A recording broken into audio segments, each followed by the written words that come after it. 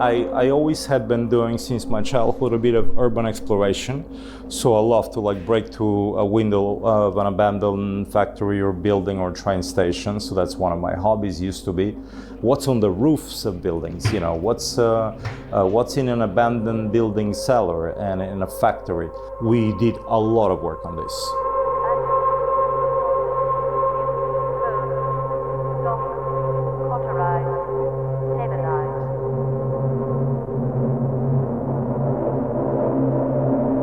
At the time when I did my first photo shoot of the Austerlitz station, it was under construction. But then there was no security guards, no fences, even you can just walk and see the broken textures and layers of paint and brick and history. And it was just so cool that I can get this information before it got overbuilt with a new neighborhood.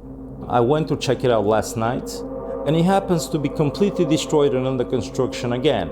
And it just goes back, luckily, coincidentally, to the exact same state where I shot it 25 years ago, actually.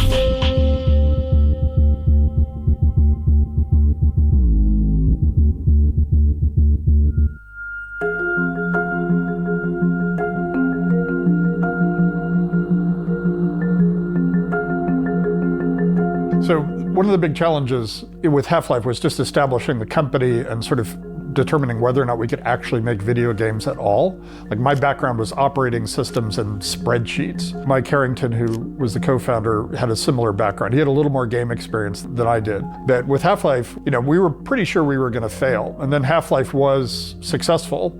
It was like a lot more successful than we had any reason to expect.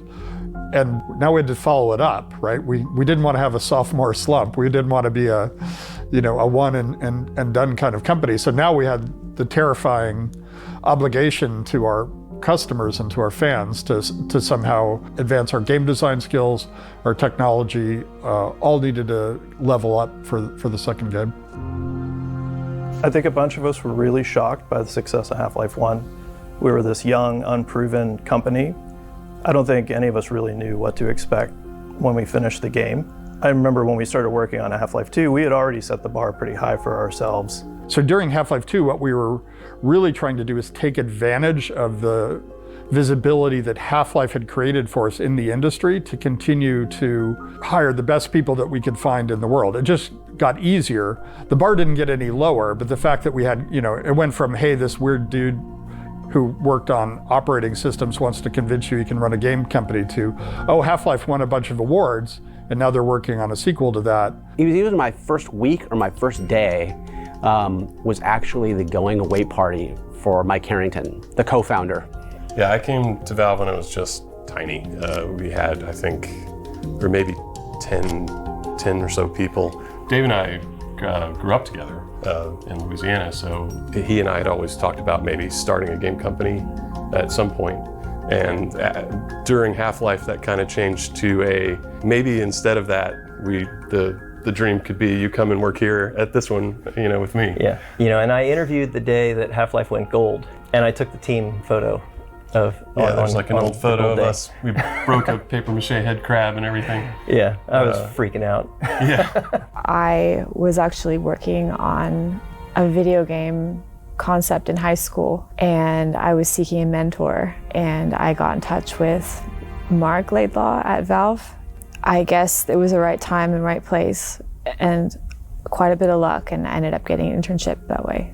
I guess I was 17 at the time. So you've got a whole company that's familiar with tools and a whole process, and then we just started over. Like, we rebuilt the tools and we rebuilt the engine. So we had this long period of time where we could sort of take our time on design.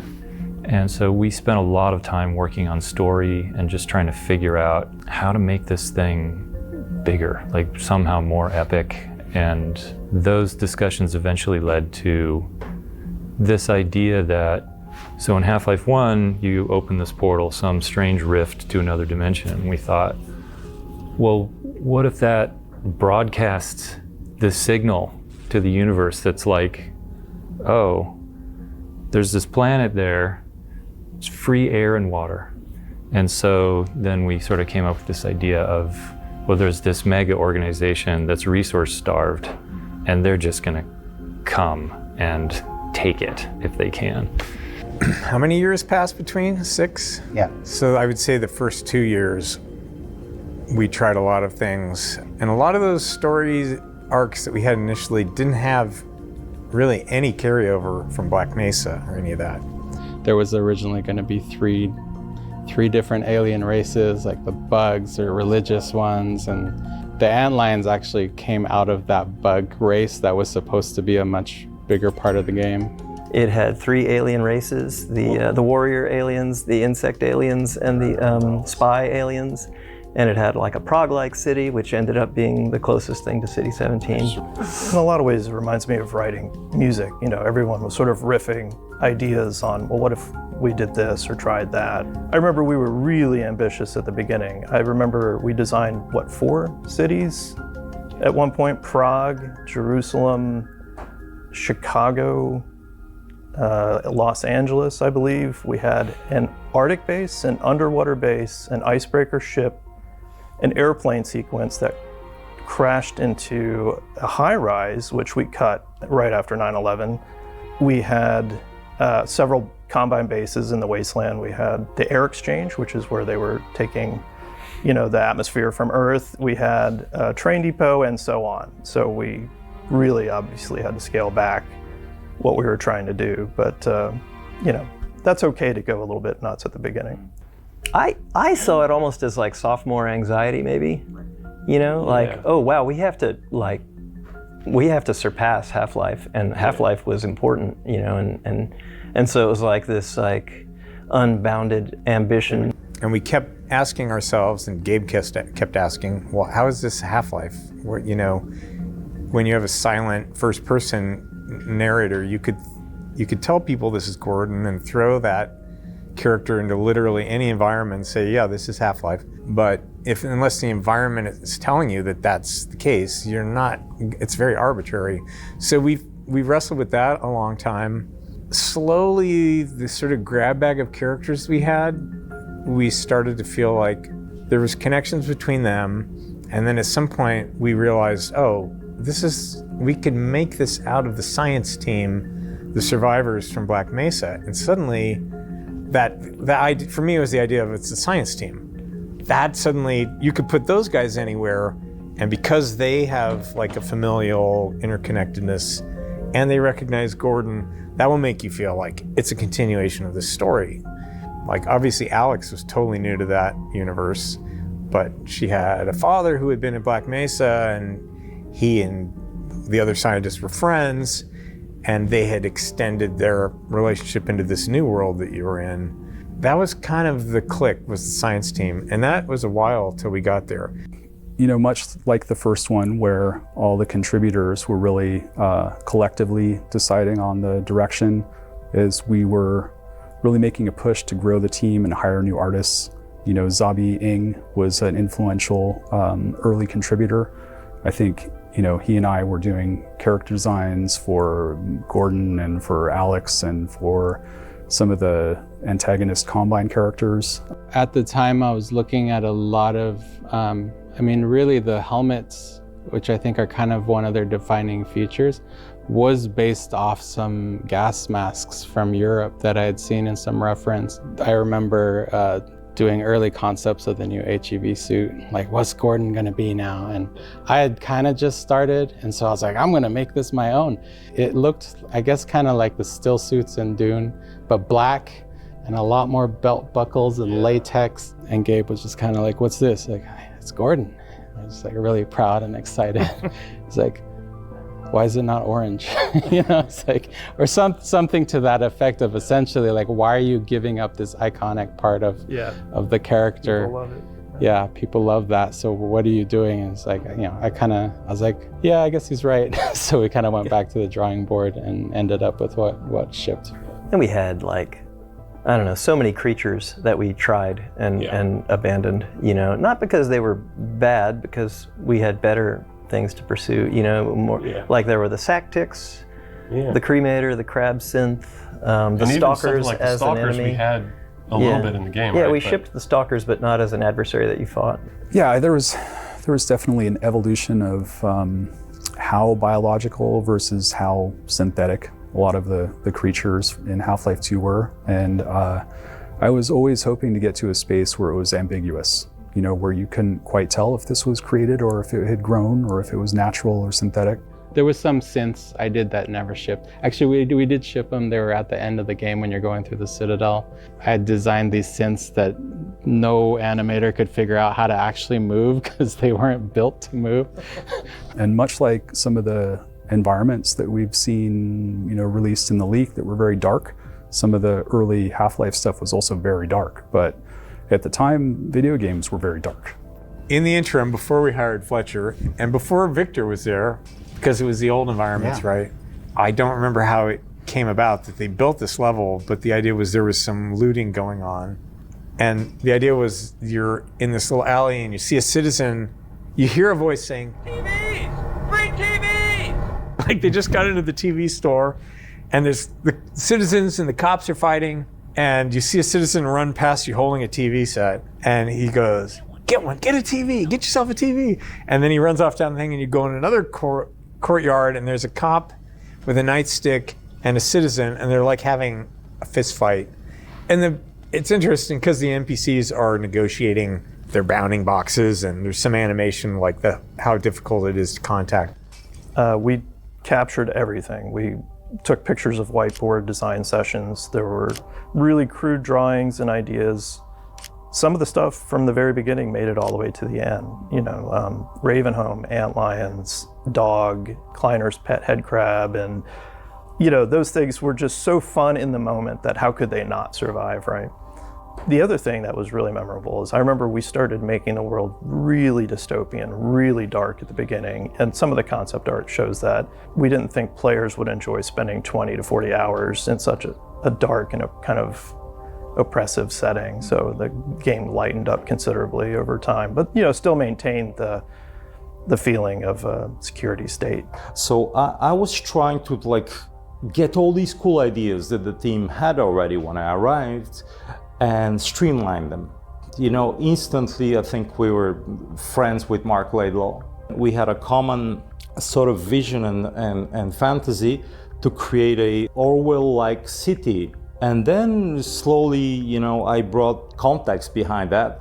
The idea that we can place this in an anonymous Central Eastern European city, which is a perfect setting because, in these countries there were so many waves of invasions. We had the Ottoman Empire, we had the Russians, and now why not the aliens? And one of the first maps I remember working on was called Test Room Standards. On Half-Life, every level designer kind of had their own idea of how big stairs were or how big steps were going to be or how big a button was. Make sure we had some consistency. Another thing that was sort of important was just getting more people to go on field trips and going to do research. Because I think a lot of the level designers on Half-Life 1, just were building very abstractly. And so we wanted to have some more grounding in reality and have more realistic proportions, and also just get textures were going from hand painted to more photographic. And so we would go out and collect a lot of the pictures for those textures to start building for our new library. I joined Half-Life 2 probably a year after it had started. I know that it was at least a year because I was put on Borealis, which was like everybody else had disowned. But then I came along and said, oh, well, I guess this is now your problem. So I started on Borealis, and of course I failed at that too. That eventually got cut. Yeah, so I came in having had experience doing game AI. I was at Looking Glass Studios. Probably the biggest thing I did there was lead programmer on Thief, the Dark Project, did the AI for that too. And actually my first thing is they handed Borealis to me to do after I'd finished? To do the AI for the guy that you're supposed to walk through the Borealis ship with. There was a bunch of work put into it. We even went on an icebreaker ship to get reference. As soon as we started to put it together, we realized how unbelievably tight the space was, and you could never make any kind of really interesting combat in it, and so it just withered on the vine right there. I mean, when I started, there was that document that was the tech wish list. Yes. It was just this very bare bones bullet list of tech features. And I mean, I think it was like 6 years of work to build that tech list and then realize it into a product and leverage all the implications of it, you know? So this was a main feature that the light felt very, very realistic and intuitive because of the source engine and the collaboration between artists and engineers. Ken Birdwell, and he was a fan about photography and getting the lighting right. The math that we were using was wrong. And not only that, the math that everybody was using was wrong. And then as I started to correct it, and I realized just how bad it was, and then I fixed it, and suddenly everything looked great, I had to go tell the hardware guys, the people who made hardware accelerators, that fundamentally the math was wrong on their cards. That took about 2.5 years. I could not convince the guys. Finally, we hired Gary McTaggart and Charlie Brown, and those guys had enough pull and enough. I have a fine arts major. Nobody's going to listen to me. Charlie and I met at college at the University of Florida. We were both getting computer science degrees. Yes.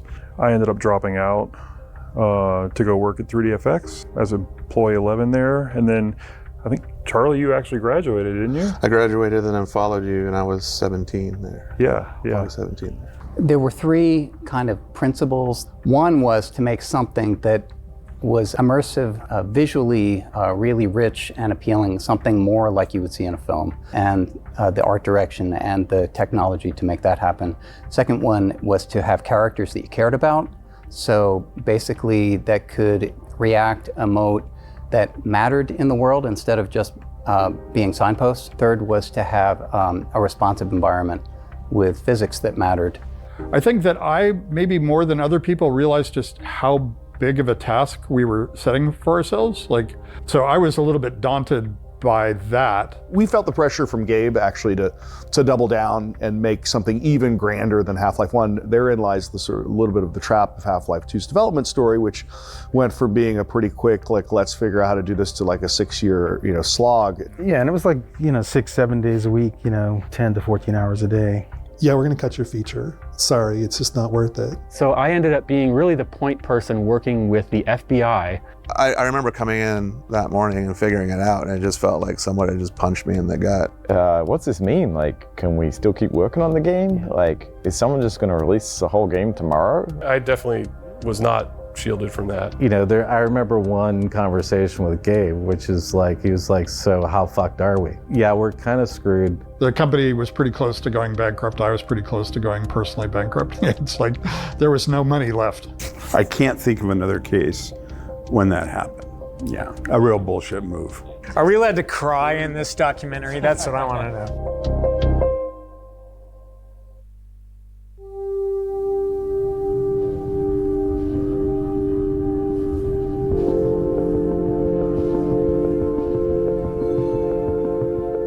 Remember, we shipped Half-Life 1, and the world loved it, and we're just super happy. Like, yeah, we did this thing, and we had a big meeting. And Gabe looks at me and goes like, "So all the animations are terrible.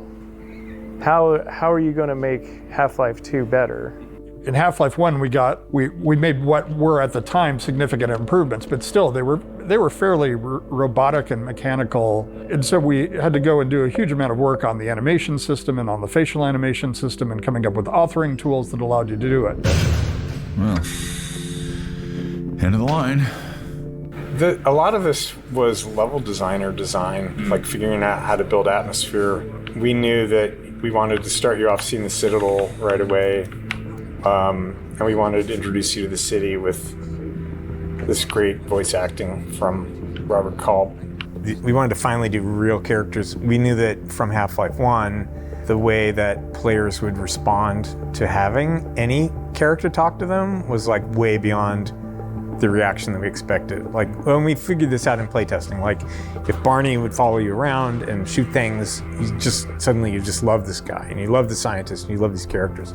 So we knew we wanted to just bring that like way up to the next like levels beyond what we could imagine. And the theory was if we could make a character who could act realistically, that would help the player make an emotional connection to the other characters in the game. And at the time we decided we were going to do that, not only did none of the technology work, but I would go talk to industry professionals and they would tell me not to bother because you couldn't do it. Luckily found a research work done in the 70s by Dr. Paul Ekman. And he had just broken down how the face works and how humans make expressions. And he had this incredibly wonderful, formal, clinical description of what a face does and the sorts of things that normal people do with their face. I tried this experiment with putting a grid on Scott Lynch's face and shooting him from the front and the side so that we could get points from this grid in 3 space for the geometry, and we got shots of his texture, and we found a good way to model a reasonable head, of his geometry, and then project the texture onto it, and then abstract it or stylize it enough so that it didn't look totally photographic, but it looked like a kind of a real person. Occasionally, when somebody hears the history, it will, generate a light bulb. But no, I don't get accosted. No one's asking you for beers or anything? No, or buying me beers. We added Ken's eye tech to that, which was amazing because he really modeled and he went deep into the research of how eyes work. Eyeballs was about 9 months, just on eyeballs. But you have to do each step. You have to get the shape of the eye right. You have to get how the eyelid gets pushed by the cornea and the ball of the eye. So as your eyes move around, your lower lid, your upper lid, all of those get shifted slightly, and it's all automatic. It was wonderful. The day I got it working, the characters went from looking like interesting dolls to, Alex just looked at me. Oh my God, this is working. They would ask for surprising things at times, like they wanted really fine control over looking at named objects in the 3D world, no matter what direction the actor is facing. So you had to figure out things about, maybe the upper body needs to turn and the head needs to turn and the eyes need to turn. So we're in the elevator coming back from Starbucks to get morning coffee, and we saw this face, and it's like, that's him! That's the scientist! And he was an accountant in the firm below ours in Kirkland. Yeah, nothing kind of blows your mind when you've been working all day on this character in your game, and all of a sudden you get on the elevator and you're like, holy crap, it's him. I once ran into him at the airport. So we cast people that were real change vendors in front of supermarkets. We cast waiters in restaurants. When I was in junior high school, I took karate classes, and that was my old karate instructor. Randy Lundeen said, hey, there is a guy holding a sign for work at this exit on 520 every day who has this great face, and he took a picture of his face, and he stopped and asked if he could. And so it's like, oh, this is great. I think this guy's Eli.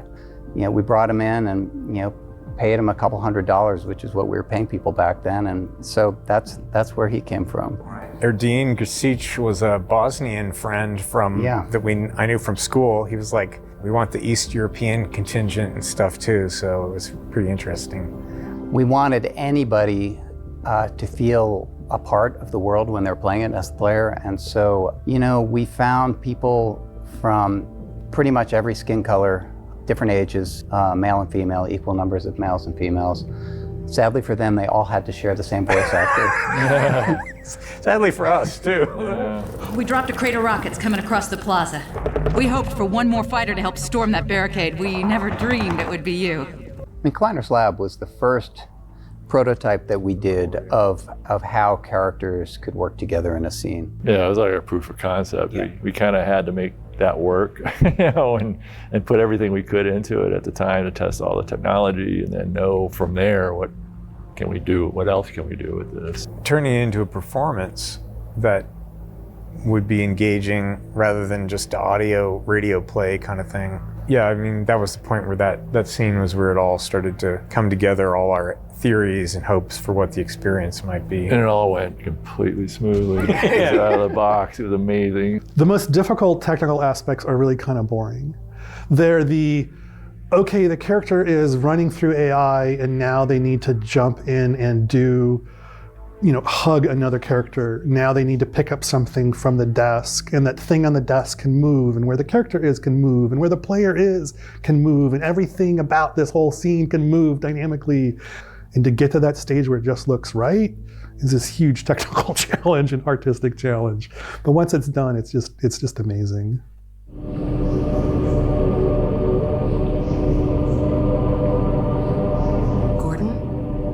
Gordon, snap out of it. You're staring at me again. Warming up nicely. Are you sure you don't want me to swap out the polarizer? I remember when we got Fletcher on, and he would kind of teach us about how they did things at Disney, and they would bring in acting coaches for the animators. What does sarcasm look like? Certain expressions, and there's a timing to those expressions. And when you have a scene with multiple characters, it's not always the person talking that's doing the acting, right? Everybody's acting. You know, even though you may be looking at Kleiner because he's the one talking, every character in that scene around you, behind you, they're all doing stuff because not everybody's going to be looking at the same place. Yeah, I remember even just like when Alex teleports and then you see her show up on the screen, right? Oh, that was and incredible. Heads over, gives him a quick kiss, and like it tells you so much about the relationship without having to say, "Hi, Dad, I love you," and all this extra like heavy-handed stuff. So. Jake was a random demo reel that was sent in. That was incredible. Jake was incredible. Jake was incredible. Like, miss that guy. One of a kind. Yeah, miss that guy. Amazing technical animator. Yeah, I mean, Jake was one of those guys that, you know, whatever needed to be done, he would figure it out and just make it happen, you know. With it. It'll just get done correctly. I think also the context of when all this was taking place, like the problems that he was helping solve were just things that weren't being done. Even something as simple as passing someone an object between two characters sounds super simple, but actually really complex, especially back then. Yeah. And so he really helped push, like, how do we even do this in collaboration with the programmers.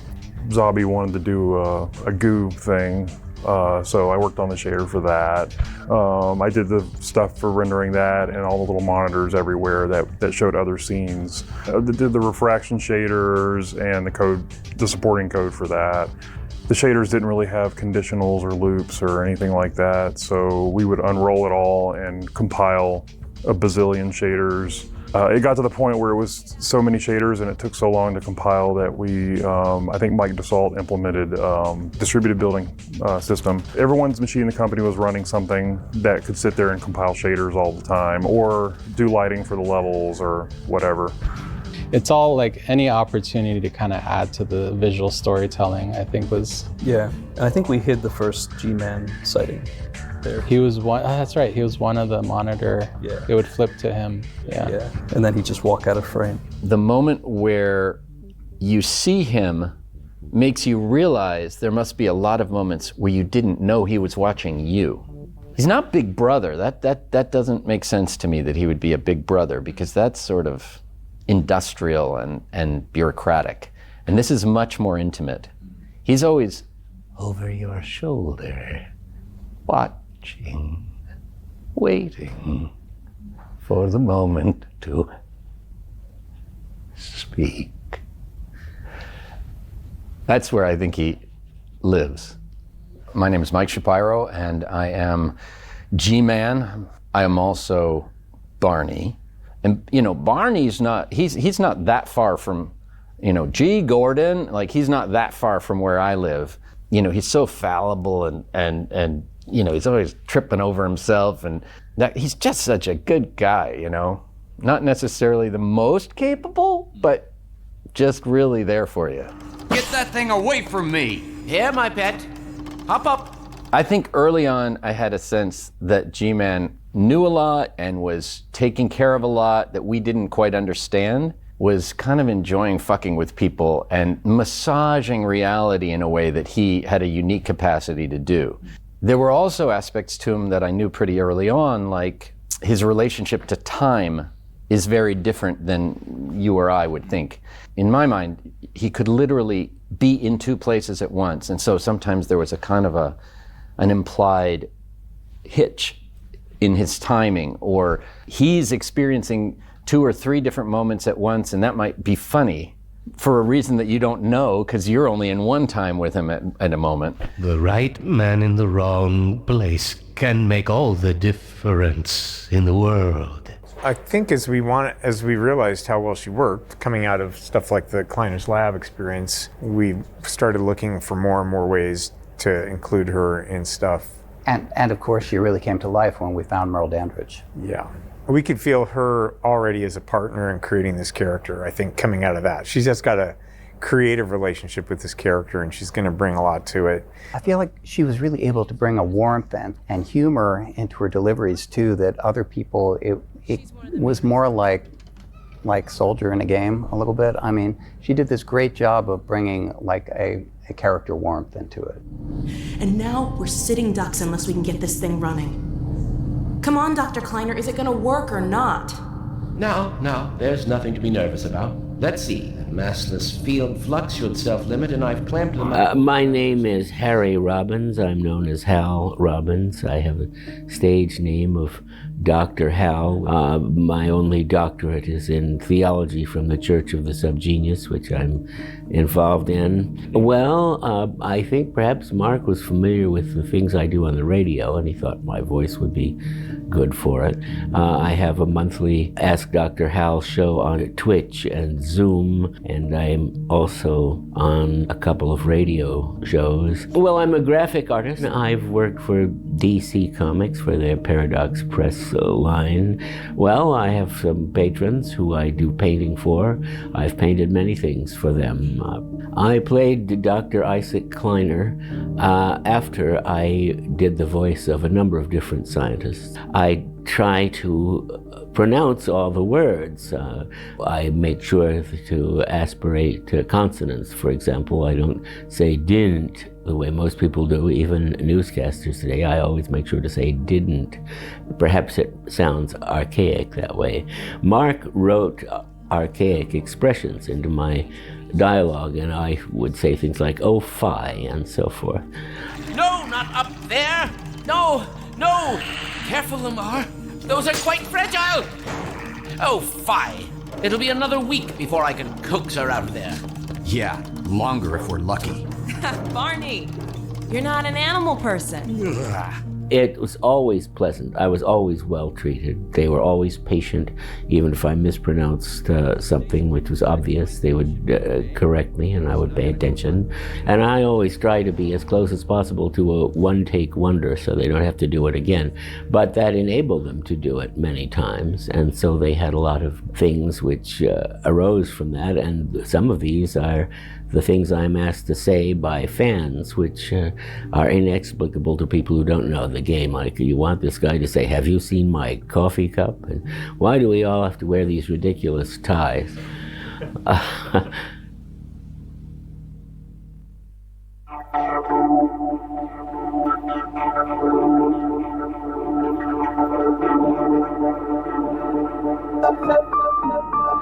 So in the same way that we thought it was important in Half-Life 1 that when you shot a wall, that we put decals on the wall to indicate that you shot it, we wanted to say, okay, what happens when you throw a grenade at a bunch of boxes, right? The world itself needed to be more reactive to everything you did. We used some third-party code, but Jay Stelly was the one who really wrote the wrapper on that integrated it. And physics was even early in the project was pretty successful, right? Once we got over the initial thing of like things falling over, and we started adding breakable objects, things you could script in Hammer. We added vehicles, sound cues from all the objects, and the AIs, you could drop things on them and crush them, things like that. All of those behaviors, once we got just a few of those things in, that was really fertile. For everyone who worked on Half-Life 2, masses got broken down into a set of scales that I assume someone's already talked about. No? Okay. Well, you say. So yeah, all right. So the question is whether it's bigger than a bread box or smaller than a space station. Yeah. Right? Like that's. When you went to debug something and the text says, "Oh, this thing weighs as much as a racehorse." Yeah. You knew it was more than a bread box. You're like, well, but not as much as a space station. I think so, but I don't know in the scale if it's closer to this or closer to that. Yeah, because refrigerator. Refrigerator. This all came from, at some point, I think it was David Spira. Yeah. So you could look at any entity in the game and turn on a bunch of debugging text about it. And one of the most important things to get right in every object in the game that was physically simulated was its mass, because that dictated an enormous amount of things, like the amount of force it would apply to something else when it hit them, and the amount of force, its response when it's hit by something else, all that stuff. Had to get it right. But of course, like mass is just a number. Like, what does this mean to anyone? And so I think it was David Spira who found online some list of masses and objects, and he just brought that into the game so that when you looked at an object, it'd say like 100 bracket racehorse or something. And so over time, like you all just got that locked in, and because it was like a logarithmic scale, it went from things like bread box, paint can or something up to like space stations. Yeah, the moon. You're like, what? So, what do I do with this? At this point, it's just keyframe at that point. Yeah, so there would be many like conversations where we'd say, so I don't know, do you think that's more like a racehorse or the space station? The very first physics puzzle that we put in the game, from a development calendar standpoint, was the washing machine puzzle, where you push the washing machine into the hopper and raise the ramp for the airboat to jump over. We developed that because we felt like we had this section of relentless pressure with the attack helicopter. Watching players play test, we felt like they needed relief from it. You see the very first training of it in the on-foot canals with the teeter-totter that you have to put the cinder blocks on, which was added to the game later, and it's sort of training of like, hey, you can interact with levers and balance and create paths for yourself. And then later the buoyancy puzzle, we added that one after the washing machine puzzle, and it was just kind of like, oh, you can connect masses with invisible pulley systems and then build little machines that way. I guess at first, right, the gravity gun was kind of this, we weren't even sure we were going to ship it in the game. It was like a development tool. And so it was like this beam, you could reach out and grab things and pull them toward you or reposition them, drop them, grab them from another point. But then we talked about simplifying it and just making it to where it was just pushing on things and pulling on things. And where could we go with that? And the first draft of Ravenholm wasn't really about physics so deeply, right? We ended up reorganizing the game to put Ravenholm after you get the gravity gun. Originally it was before. You would park the airboat at the dock of Ravenholm and then get out and go explore Ravenholm.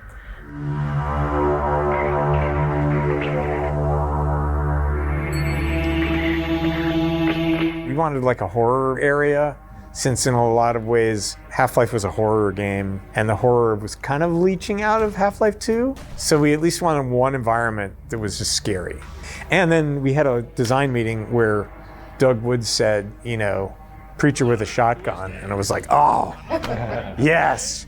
The important thing to know is like, we didn't sit down and design Ravenholm as like the tutorial for all those things. It kind of kept getting things over time.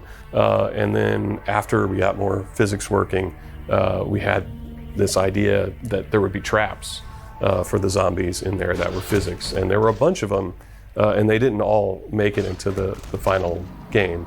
And then some of them did work though, and we had to build a system for cutting the zombies in half once we added the propeller traps, and we had to make them the right height so you could crawl under them or the zombies could crawl under them. And then someone had the idea, well, what if the top half can keep going and it can get you under there? We tried that and that was great. Someone had the idea of saw blade, and Ravenholm already existed, and we ended up based on this behavior happening in another level, built the saw blade and went and put it back in Ravenholm. Ravenholm was probably some of the most fun I had working on Half-Life 2. The whole idea behind Ravenholm, and that we were going to starve you of ammo, sort of force them in a position where they have to rely on physics and the context of the objects around them. It's wouldn't it be awesome if the zombie it's going to take him 30 more seconds to get to me, but he's got a barrel right there. What if he could swat that at me? So that was definitely something that was just we have physics now. This would be a cool thing to do with it, and it'd be a thing that would make sense and a thing that would be scary and fun. One of the things that John was extremely strong at was little touches, I think we called them puzzlets. We did call them puzzlets. They weren't puzzles, they were puzzlets. Yeah, it's this little thing that takes you between 5 and 60 seconds to resolve, and at the end you either get something or you feel a certain way, and it was really a big part of making sure that minute-to-minute gameplay, as we called it, was interesting. Yeah, he was good at that. We actually did this as an exercise of okay, take all the elements in the game and have a grid of rows and columns of all those elements, and make sure that there's a meaningful thing at each intersection of those cells, so that everything has a meaningful interaction with everything else. And where we saw empty cells, we would actually design a thing. Yeah, is there something we could do there? Yeah, barnacles plus grenades, or whatever. Okay, we need to make sure that they'll eat the grenade and then blow up. The reason we build these scripting level design tools, it's just, it makes it accessible for all the people on the team, even if you can't write code, to put something together, try out an idea, see what we can do with this. And the entity system's no different, right? A lot of things the level designers just want to, I have this idea for something that could happen. Is that fun? Look to your own salvation.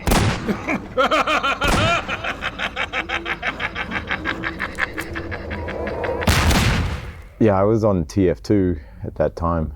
And I don't remember exactly. I think it was during 2000 maybe. Someone else has probably told you this and got the dates actually right.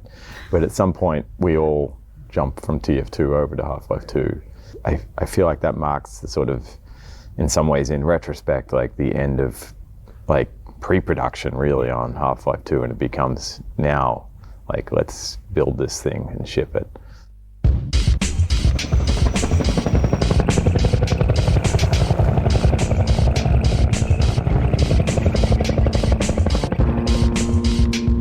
Actually, the first thing I got told to work on was a jet ski. And I spent 3 weeks trying to figure out a jet ski in first person. I was like, okay, none of this is working. I don't see how do you do this without making people sick? So I remember one weekend out of frustration, I just made the airboat.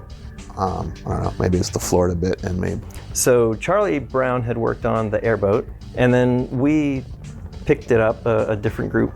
We started working on the canals, and we had this idea of it was going to be kind of a lot of tricks under pressure, where you're doing skateboarding type moves. I think it was Kelly Bailey who basically said, I'm playing the canals and I'm trying to do these tricks and I'm failing, and then I'm getting shot. And he's like, I want to be like Smokey and the Bandit. I just want to be smashing my way out. We did this whole other pass of the canals where we dialed down the consequences for failing the tricks, and we dialed up the feeling of, power. Some players absolutely refused to really stay in their airboats. They wanted to get out and look under every rock, behind every tree. For those players, we had to craft enough density through the lengths of the canals to keep them entertained and happy.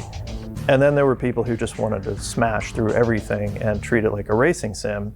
And so the game had to be fun and interesting for them, and sometimes that would clash. If you stop here, we're going to give you a reward, basically, either a narrative reward or like an actual in-game reward.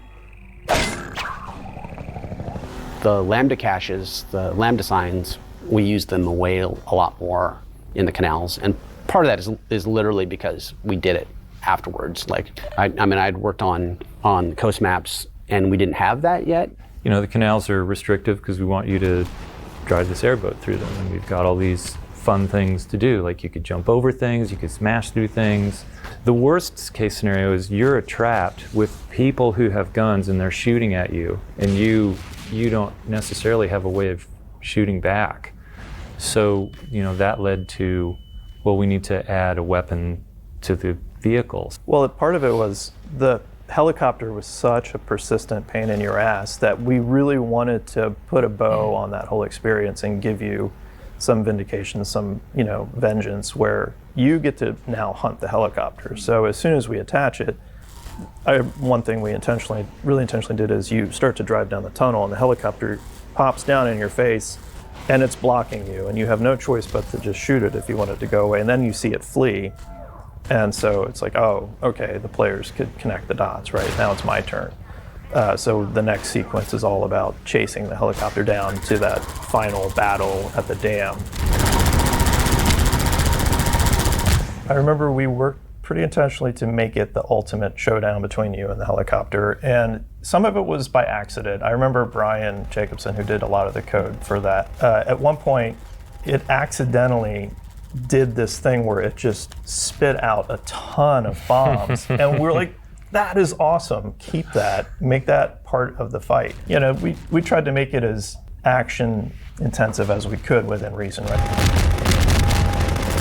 That battle was actually, in a way, we designed it to be a final exam. We unraveled those elements into the levels beforehand, right? You learned how to dodge bombs. You learned how to shoot at it.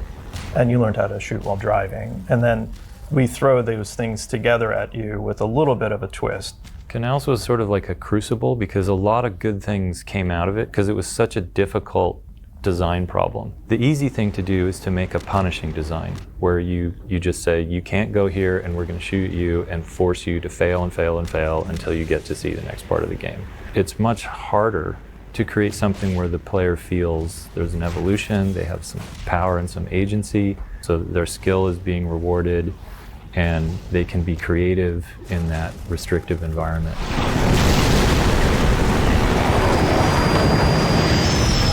Take a spin around the beach till you got a feel for the car. When you're done, head for the salt, do a little butter.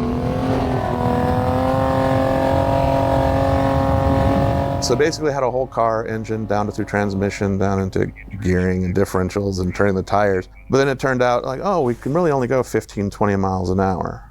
Otherwise you would blast through the extents of the map in about 10 seconds, which wasn't gonna do anybody any good. People made jumps, they made all these things, nothing was working. So I was like, oh, you must be doing a jump. I'm just gonna turn off gravity on the car for a little while and let it just go and then gradually ramp it back in so that it actually felt like you were jumping. It was interesting how the dynamics of the buggy was so much about the perceived experience versus how it actually performed. It just sounds like it's going faster than it is. So Jay and I worked really hard on these engine sounds and this fake transmission and doing all this stuff, but you're really going 30 miles an hour maybe. So it's like someone just driving around in first gear. Got pulled into Coast, one, because I was interested in working on more game stuff, but two, it was the biggest, group of people utilizing the displacement tech since it was more of a terrainy thing and outdoors. And we were trying to figure out how we wanted to use the displacements, meaning we knew we wanted the things to look more natural. There was a lot more geometry in those maps than our previous ones, given just displacements in general. We were always struggling with performance and trying to figure out how to make things a little bit faster, easier, or where we could make things do what we wanted them to do, but not necessarily cost as much as they cost. It's much faster than walking speed. So you just signed up for building a huge amount of game. Mm-hmm. People can just stop and get out anywhere. So now you have this trade-off of density versus distance. We got a vehicle we want to drive for a while, so make those levels long. But from Half-Life 1, we still had the philosophy of there should be something cool around every corner. not like a monster popping out of you, but different reasons to be engaged in the world. So they would dot the coastline with little towns, and you knew if you went exploring, you'd always get some kind of reward for that. It might be a health pack and ammo, or it might be a character interaction. So that would let the player set their own pace and feel like they get to explore the world, and they're always rewarded for that. But if they wanted to drive straight through, they could. I worked on like the area where there's the roller mines first come in, and the, you know, you're going along a curving path, and then there's like they blow up all the rocks and drop stuff in front of your path to try and slow you down, and then you've got like a little house fight. There were cases early on where people would just try to drive past everything and be like, why would I stop at this if I've got a car? And so we really wanted them to like be fairly unavoidable, and so you'd have to get out and deal with taking them off your car, and then you'd, you know, be in the space. So it's really fun just, you know, jumping in there with the Combine soldiers and crafting little fight scenarios. What makes AI fights interesting is not that they're the smartest or the best or anything. Like, it's easy to make AI that can just perfectly shoot the player and kill them. That's not what makes them smart. It's putting on a show that makes them feel interesting. So like in that fight in particular, you go up inside of a building and you get to the second floor, and you're fighting guys in there, and they kind of pull you up there. There's guys up in there, and as you go up and fight them, that happens. But then more guys spawn outside. Like, there's a bunch of windows up in that top section, and there's a crate sort of near the window, and when you go over to get that crate, they start shooting through the window at you. And it's not that the AI actually knows that you're there and starts shooting at the window the moment they see you. There's actually, we have these things called bullseyes that you could place in spots, and they basically would act like a target that the AI wanted to shoot. You know, a lot of that isn't actually the AI being, you know, doing this carefully crafted thing. It's more of us thinking like, what makes this like a neat presentation for the player and gives them that sense that they need to hunker down. Like later on in the same coastline, there's a sequence where you're fighting a gunship and you're in the lighthouse. And as you go up the lighthouse, it's like sort of predicting where you are and shooting through the windows right in front of you and giving you that same sort of show.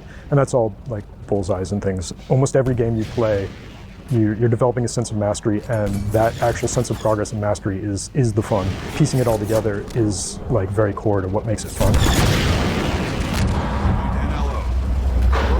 Hello, Dr. Freeman. The car's all ready for you. Hop in and I'll lower you down to the beach.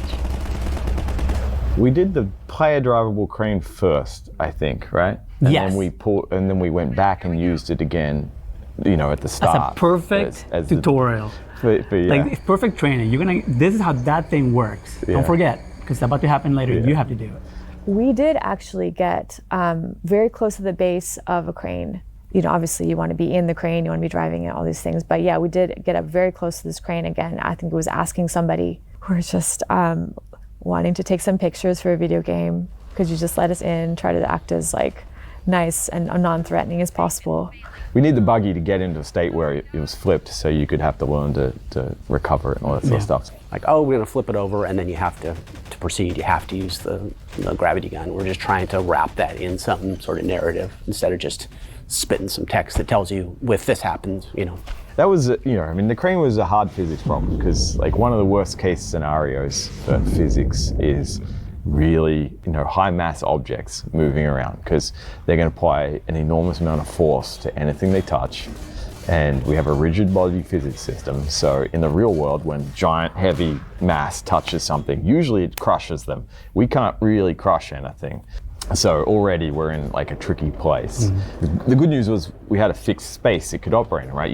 We could control how far you could extend the thing. And so as the level designers could look at it and be like, these are the only things that the crane will ever really be able to interact with. And so we could be pretty careful around, right, what are the things that that this magnet's going to touch, and let's make sure that at least the physics works pretty well for that.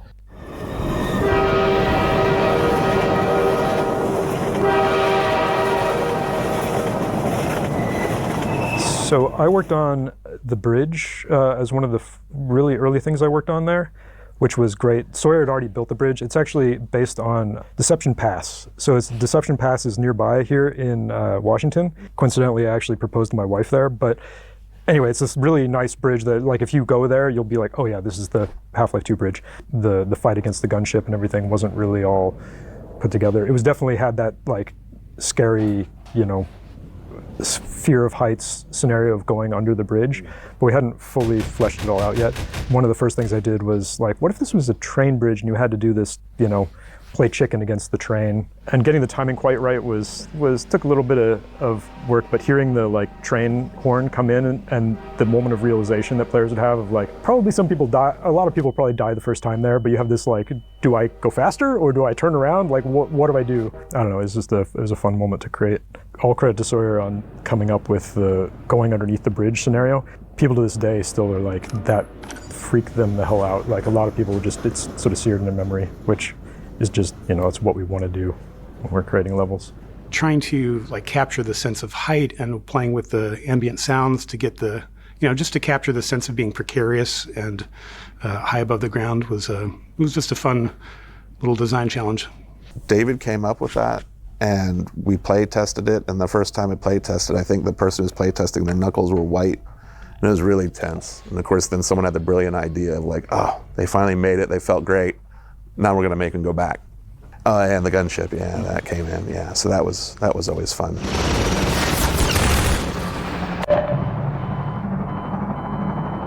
There's this thing we call edge friction.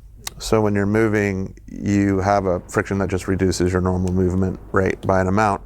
But what we would do is whenever players would get close to edges, we would increase that friction a lot so that people wouldn't accidentally fall off things. It's just not fun for the player, right? So there was definitely a bit of friction play involved there.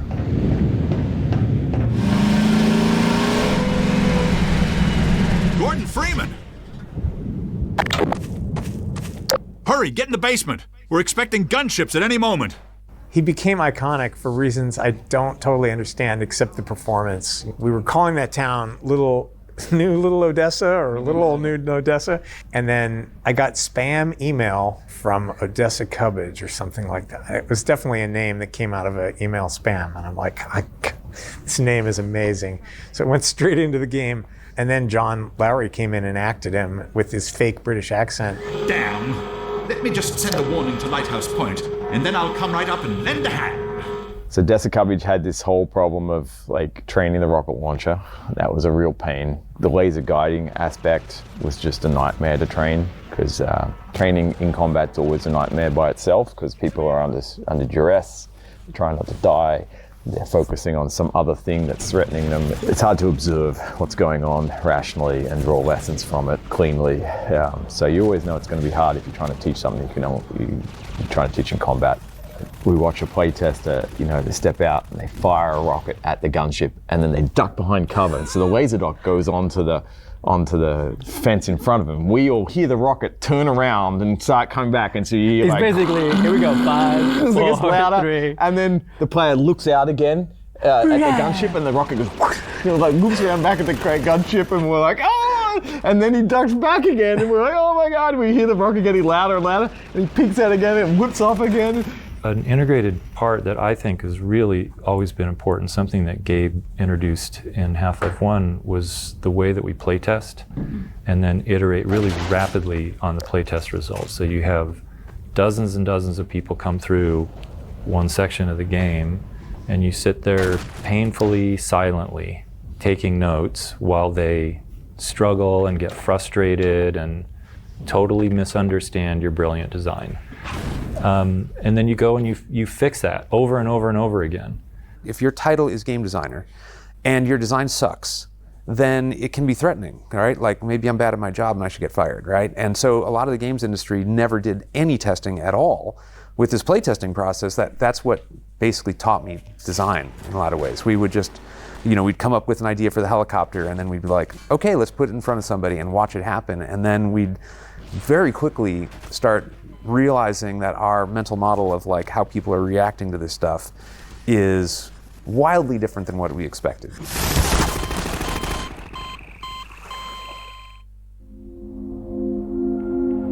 I joined the team in January 2000. I had met Gabe when he was starting Valve and I was at Sierra Online.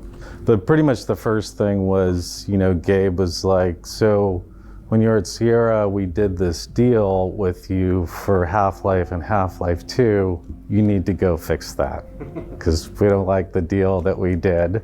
the intellectual property for Half-Life was owned by Vivendi.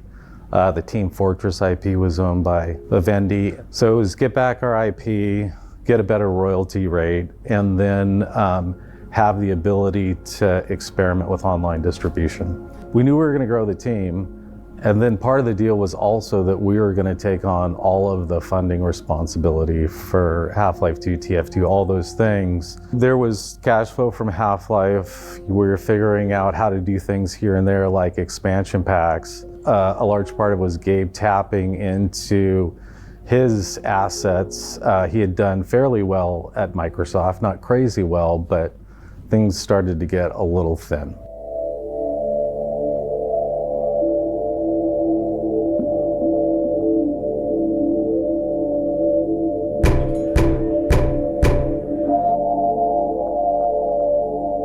So I assume you guys have talked to Scott or Eric or somebody about sort of the context of the whole. Yes, we talked to Scott, Eric, and Gabe about it. Sierra, by that point, had become acquired by Vivendi, had worldwide distribution rights, but only for retail packaged product. Vivendi was licensing Counter-Strike to cyber cafes.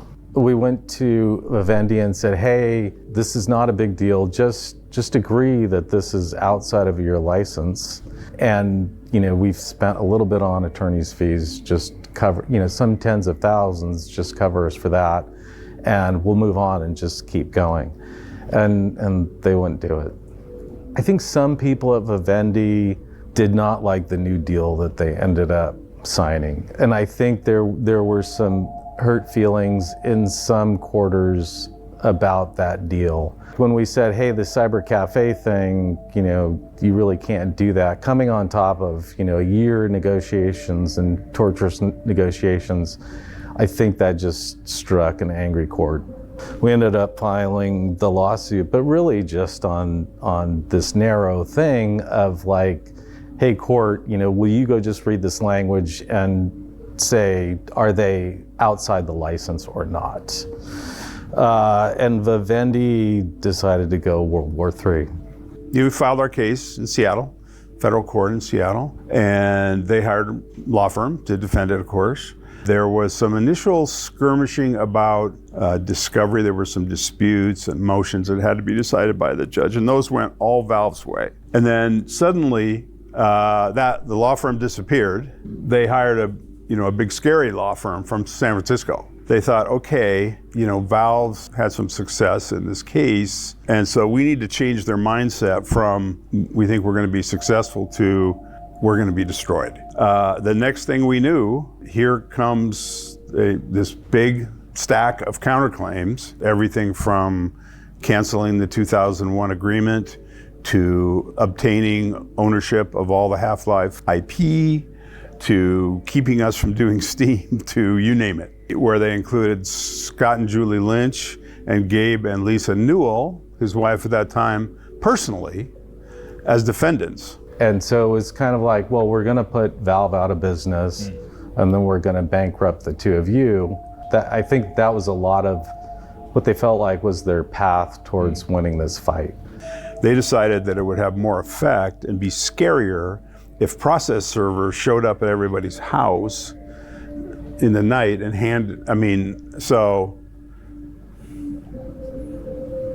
a real bullshit move. It's not a legal strategy. It's basically trying to intimidate you. In other words, they're saying not only are we going to take all this money from the company, but we're going to take money from you personally as well. I can't think of another case when that happened. They were certainly a lot bigger than we were. Vivendi was a multinational conglomerate. As compared to us, their funding was infinite. It felt very David versus Goliath. Publishers at that time in the industry were used to being able to bully developers, right? And so this was really about an assertion of power as much as it was optimizing for a financial outcome. The tactics that they were using were trying to just run us out of money, right? So they knew how much money we were making because they were doing retail distribution of our games. And so they were just trying to crank up our legal costs as just another way of draining resources from the company. We were protected from that a lot internally, so we didn't have to think about it. They did a pretty good job of letting the team concentrate on what the team could do.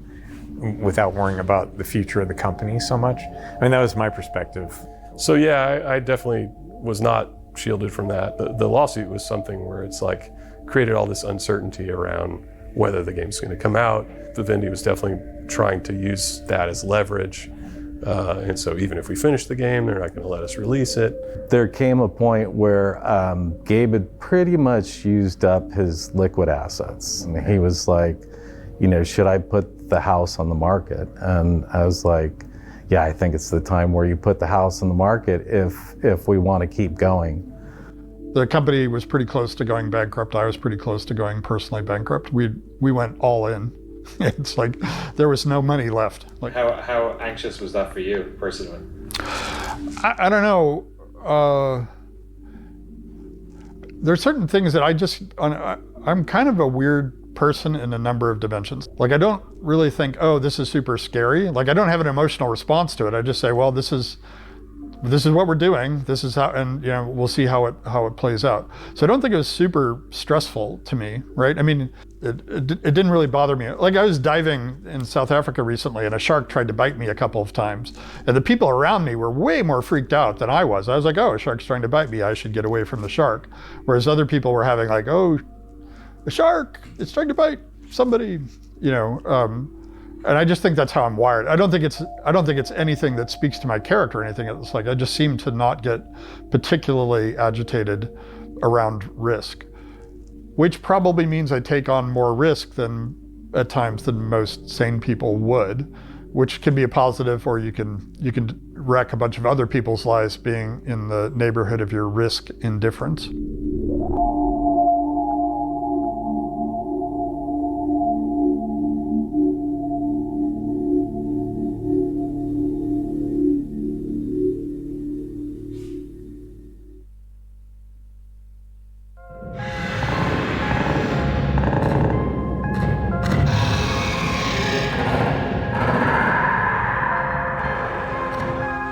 They're this rigidly structured, you know, organization. Of course, they're going to have this really terse language for everything they do.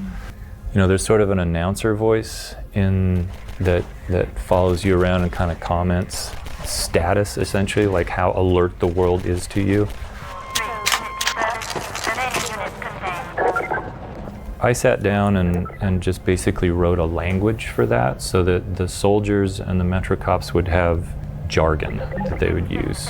Then I just used that to kind of encode. So that's where like anti-citizen one and things like that came from. Rather than saying the guy with the orange suit is causing trouble, you know, it would be, you know, anti-citizen one breach, scalpel something, sector something. So I basically just had this little dictionary. Then I overdid it on the vocal processing because they're all wearing these, you know, these masks, and I wanted it to sound like they're in a mask. And it was very deliberate to never have to like shoot somebody that you can see their face. And like we didn't want you killing humans. I mean, the Metro cops are humans, but we covered all the faces up. I think it was all part of this calculated and deliberate way of saying like, look, games don't just have to be a certain way.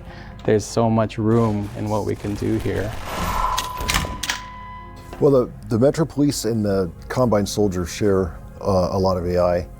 And so there's an internal communication among them. And one of the things we did, both for the sake of difficulty and exposition, was limit the number of squad members that could be firing at the player at any given time. I think it's 2. So if you have a squad of 4, a guy who has an opportunity to shoot at the player grabs one of those slots, if it's available, and starts to shoot. And if someone else, another squad member, wants to attack the player but no slots are available, they have to find the next best thing to do, which is I'll get out of the scene for a second, or I'll go reload, or I'll throw a grenade. And that was all stuff that we learned building Half-Life 1, and I think got a lot better at.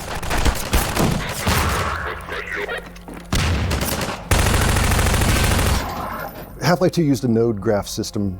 You know, hand-placed nodes by developers in the levels would describe a really super low fidelity version of the environment for the AI to use. It enabled the level designers to sort of inject and puppeteer a little bit the AIs in ways that were just easier for them to sort of be in control, as opposed to having to grab an animator or a programmer to be able to get really cool things into the game.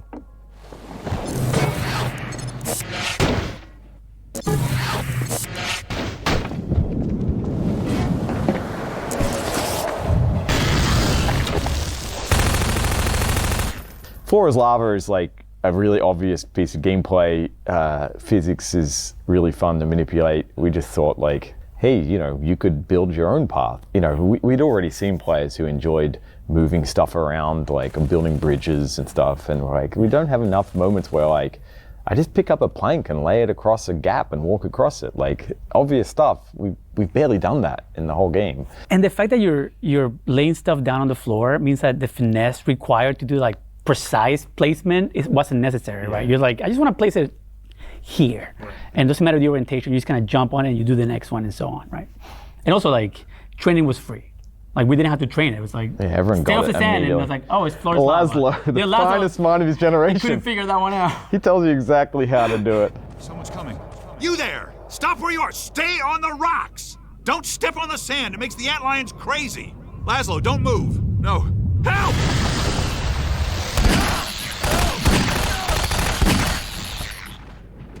Dear God! Poor Laszlo! The finest mind of his generation! To come to such an end. We were heading for the Vortigaunt camp, hoping to pick up some bug baits so these damn things would leave us alone. Without Laszlo, what's the point? You just give these NPCs a name at the moment they die and let the fans fill in their whole life story and give them something to play with. The free man will have need of these pheropods on the paths ahead. Gather them now. Nova Prospect and the antlions with the pheromone balls were really fun because it lets you experience them in a different way, and it was another classic example of getting the most value out of technology investments that people could. I remember the beach thing. The design intention was definitely to make it feel like a sort of D-Day beach landing. You didn't come from the water, but you're storming up towards these old gun emplacements, if I remember right, with Combine in them, and you're like invading the bunkers, and you're bringing your horde with you. You're overwhelming the defense, these in-place defenses.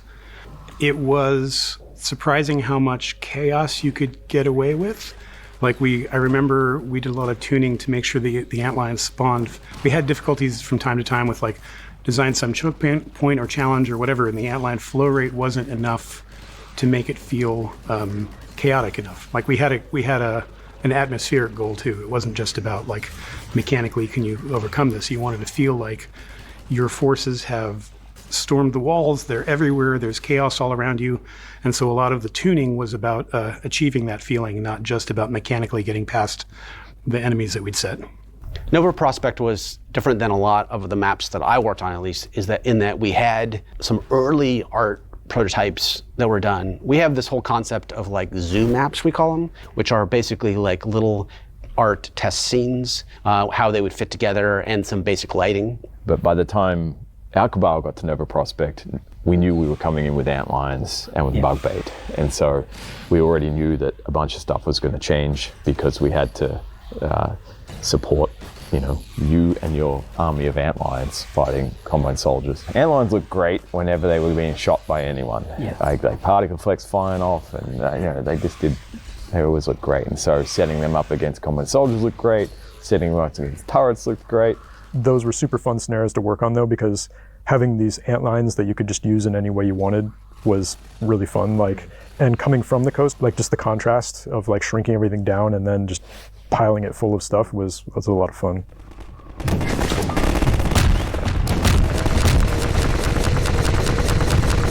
The first time I saw one of those, I think it was Ted Backman's concept. I just thought, I can't believe that I get to use a creature this cool in level design. Like these guys are really, really, really fun to use. I remember Kelly Bailey had created a short list, things like he wanted flocking flyers and he wanted a moving guard tower, which was the first description of the Strider, was a mobile guard tower. So I saw that and immediately understood that, you know, kind of orchestrating the enemies in that way, trying to get the most variety and the most breadth of shape and movement and experience was the correct way to move forward. The design for that first Strider map was something I came up with and I was really passionate about. It was all about like running across and just getting like one shot in your tush, right? Just as you made it through. Even just hearing the sound, the thump, thump, thump of them walking, like, you know, okay, there's like a boss nearby. You just see the legs walking by, but you can't see the body. Like, there are so many things you can do with these guys. honestly, there were still people on the team, I think, that were still thinking that we were going to bomb. That people are just going to not be impressed. When did you know it was going to be good? E3. Yep. E3. Yeah, I'd say the same thing.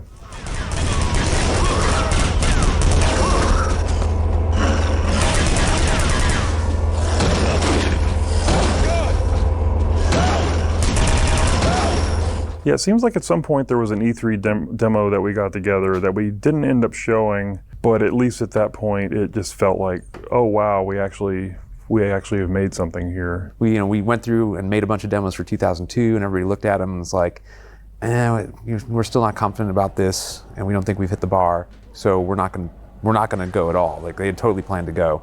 And then when 2003 rolled around, I just remember everyone was still terrified. We were like, okay, how are we going to craft everything we've had into like a number of messages about what this product is? And like, we came up with like the core theme of each one of these movies. Oh, do be careful. We didn't really understand at the time, I think, the embarrassment of riches that we had. We looked at it from two angles. One was a set of technical features, a sort of conceptual listing of things that we thought were important, like physics and things like that. And then the other side was content-based. What areas of the game were innovative, what areas of the story we thought were compelling, which characters we thought were worth people paying attention to. And so it was an interesting sort of marriage of which features and which content are the best showcase for all those things. A lot of what was in the demos was rendering technology, but I think the stuff that felt the strongest to most of us at the time was really physics-based.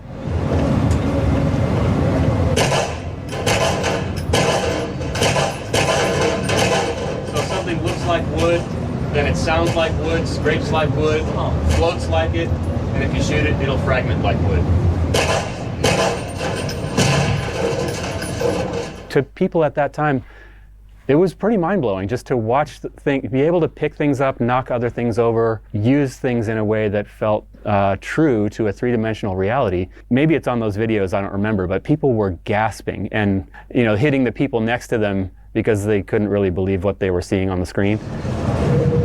There's no limitation on the complexity of those interactions. So it's this level of believable and consistent interactivity that opens the door to a wide variety of new gameplay mechanics. This will run on my 486.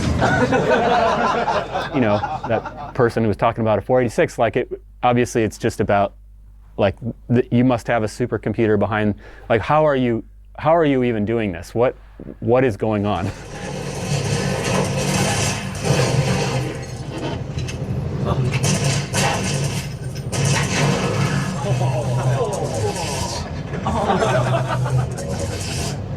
The lines outside the booth became enormous, and it was the thing that it really distorted the rest of E3 because so many people were anxious to come see our demo. And I remember seeing this absolutely enormous line with some pretty well-known people in there, right? Miyamoto was in line for this stuff, and Will Wright, I think. Yeah, Will Wright. There was a bunch of, and so then after that was all done, people on the team were just like, okay, we are ready. We can ship this game. We know we've got something good. It was really easy at that point. It felt like we were rolling the ball downhill until it leaked. Until it leaked.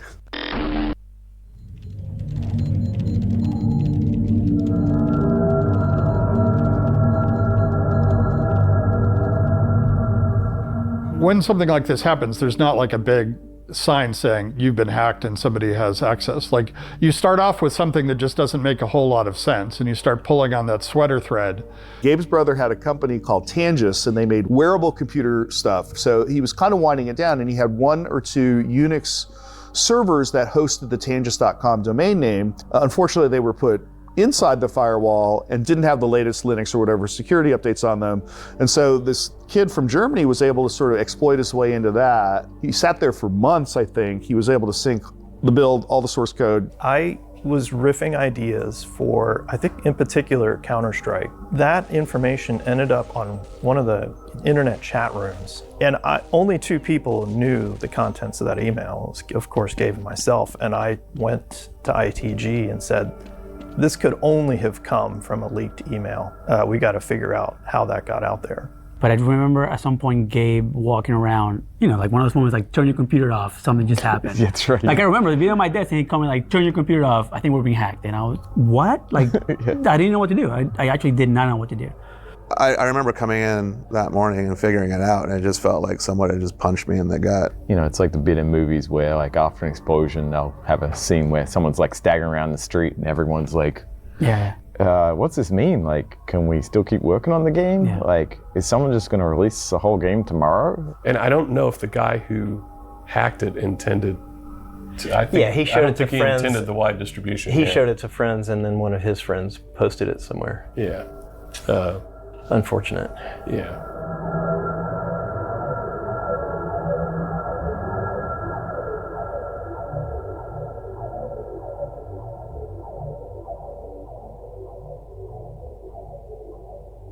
And one of the things I think that's pretty interesting is how much the leak of the game, the hack of our network and the leak of the game, how much that kind of shattered that confidence. It was like, you know, having a movie that you're working on be spoiled for the world. That's how it felt. Because we knew it would be hard for people to know that that existed and not go look at it all. It looked all broken to us, and it just felt really demoralizing. Oh man, I was seriously affected by that. I was pretty angry. So I don't know. It kind of affected me for a while. You know, having it called the beta when it was not even close to being a beta. Work in progress, you know. Wasn't really ready to be seen yet. Normally the office is pretty vibrant and loud, and people are riding scooters in the hallway and doing all sorts of stuff. Gabe's tube and throat singing, and it got very still and very quiet. I remember that. That was very eerie. That was the game that was going to make or break the company. We didn't know if we were going to have to go find jobs. Not only did it show everybody that we were not anywhere near where we said we would be, but all the work that we had in progress, all the plans that we were making were just laid out bare. And so a lot of us just thought, oh, we're toast. We've worked so hard, or we can go bankrupt. And then all that while Scott Lynch and Gabe were being sued by Sierra, their wives being delivered subpoenas. And so it was this super dark time. So there were two interesting threads going on. One was, traditional law enforcement and intelligence agencies, and they were doing their thing and issuing subpoenas and seizing devices. And then we asked our community to help us out. And I think Axel Gembe started to realize that he was being tracked down by the community, right? Everything was being, essentially, it was an open source investigation. So you could see that they were getting closer. And that's when he reached out to me. Of course, I was insanely furious with him, but we ended up running this sort of scheme with him where I was like, oh, wow, you must be really good at security issues. We should have you come out and interview. And the FBI was going to arrest him when he got off the plane. And then apparently the German police sweep in right as he's about to leave, because it turns out he's also guilty of a bunch of bank fraud and bank hacking and all that He had kind hacked of into a stuff. bunch of huge companies over there as well, and so they were already well aware of him. How much it harmed us financially, or like how much the success of the game was harmed by that, very debatable. So it was hard for us to go through internally, but in the end, I wouldn't have wanted to have it be a whole like law enforcement debacle after that. It just, it wouldn't have really helped anyone. And I'm not saying we should ever be lax about security, but like if we could survive that, like maybe, we'll survive anything, because at the end of the day, the special sauce was everything that happened between the moment of that leak and when we actually shipped. And if you look at that version of the game, it's just so not what the final game ended up being. And so even if our competition had all the source code and that executable, they're still not able to produce Half-Life 2 from it, because the company kept moving forward, and the company was the interesting special sauce.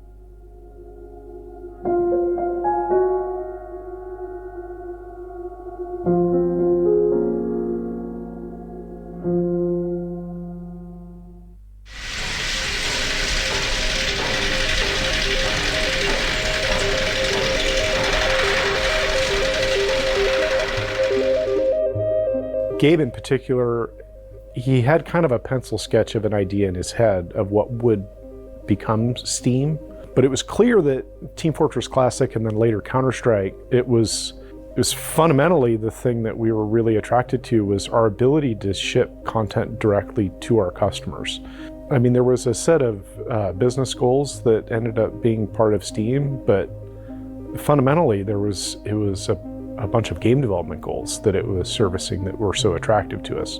It was a very weird time. Like, I don't think people understand how many times we would go to people and say, no, you will be able to distribute software over the internet, and have people just say, no, it will never happen. I'm not talking about one or two people. I mean, like 99% of the companies we talked to said it will never happen. Your retail sales force will never let it happen. But also people would say users aren't gonna want this, right? People want physical copy. Like, there were so many bad faith arguments that were being made. Retail sales is not the goal, right? It's actually an impediment that it's somebody who sits between you and a customer. And we ended up going out to finding this company called Applied Microsystems. So we ended up hiring most of the original Steam team from that other company to build initially this sort of in-game advertising streaming model, but then there was the epiphany that, hey, it's just bits. Why don't we just download whole games this way? You guys go off and do it. The decision to not only use Steam to ship Half-Life 2, but actually to require Steam, even in the versions that were purchased at retail in a box, was the most interesting decision of all those, because it turned out to be an incredibly important decision for the future of the company.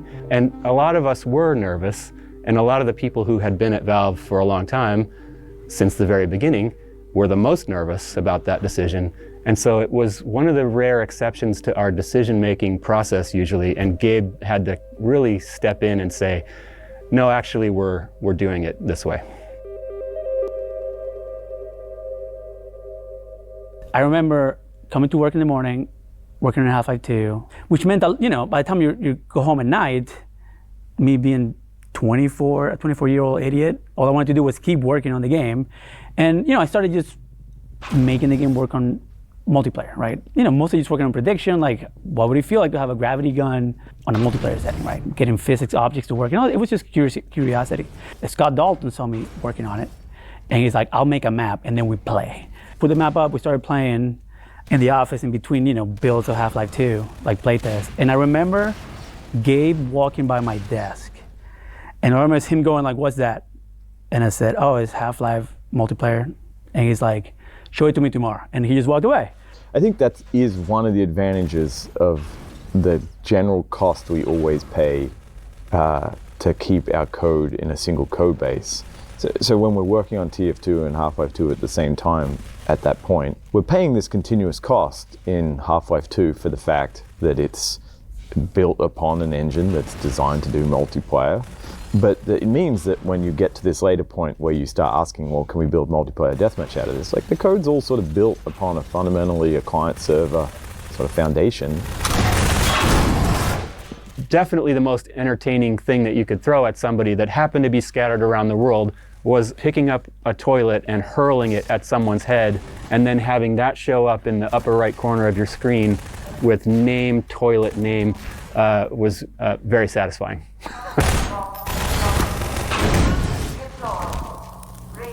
I was also selfishly trying to get the game ported to multiplayer so then we can release the tools, the SDK, ready to go. Like, it meant like mod makers could just immediately start making multiplayer game mods rather than waiting for us to do it or someone else to pick it up.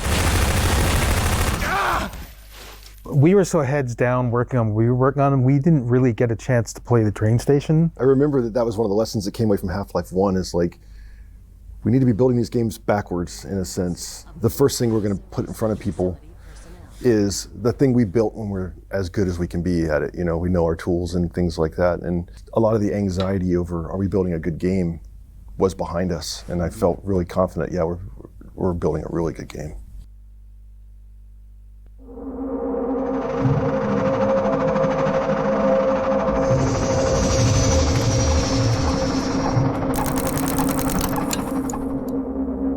We're entering the Gare d'Austerlitz. And this train station is very important because it's one of the main inspirations for the train station of City 17 where the player starts. The reason why I'm using a Parisian station produced by Eiffel, who did the Eiffel Tower, is that there's an identical station in Budapest. Train station's the last bit we worked on, right? Yeah. And we always want to build the start of the game late, as late as we can, because we understand our game at that point. In general, the train station was a really interesting problem because it was basically one big choreo sequence intended to deliver atmosphere and story and background and sort of set your expectations for the world. We let the level designers, who were really good at this stuff, figure out what was a good experience. And then we were kind of always there to provide dialogue, acting, stuff like this guy. I think it was pretty clear, too, that we wanted to provide incentive to the player at this point about how people were being mistreated, about how bad the situation was here, and kind of start to trigger that righteous indignation early. All this stuff is fun to look at, but you just assume it doesn't move and you can't interact with it, you can't pick it up. Because all the stuff we're going to do later with the gravity gun and everything, like, first we got to start just mundane stuff like that food, you know, that little empty bit of food. I mean, it happens like the moment you leave the train, wind comes and blows all the trash away. Doing it everywhere. You can see the vortigon sweeping. So like, guy pushing it on the case, on the and all those suitcases. things fall off. Yeah, and so you can like, pick those up and. We were like, if it doesn't have to be bolted down. Yeah. Just make sure that it gets knocked over. It can move. This guy looks vaguely familiar. There's something about the way he walks. It's like a beer drinker. Who would have thought Barney has the capacity to go undercover, right? Like that seemed to be, you know, above his pay grade, above his intelligence pay grade from the get-go. Look at that beautiful animation. But where does hat go? It's gone. Something is not right here. It's magical combine tech. We were trying to figure out how to get people to figure out how to pick up things and do things. And we were all just sitting around, because we've been having this problem for weeks, racking our brains, and I think Robin had a Coke can on his desk. And at some point I got frustrated and I smacked it off his desk. I'm like, well, you pick that up then. And everyone kind of sat around. I was like, I just found it just an immensely satisfying piece of like a storytelling and world setting. You know, we got to use our physics tools and the choreo tools, and all of those things blended together into this very simple, clean moment. Like the can cup is perfect also because while it's teaching you how to manipulate objects, it's also telling you something about the combine themselves and the metro cops. And your relationship. Right? Yeah, so like it was a twofer, right? We got those two at the same time. Physics is going to be a big part of our game. By the time you left train station as a player, like you understood that and you come to appreciate it, because we couldn't wait until you got to Ravenholm before you found out how awesome physics is. If you'd had any kind of weapon, I think they would have had to kill you. And we found the longer we sort of held that away from ourselves, the more we were forced to come up with stuff that was still entertaining that you could do. Like the raid is a whole, you know, in the tenements is a whole thing that could work because the player could only run. We don't very often force the player into a very specific set of actions. That's one of the few times that we had to learn to really corral the player, and I think it ended up being pretty successful. Like, I think the consequences for sort of not following on the clear path were quick and efficient.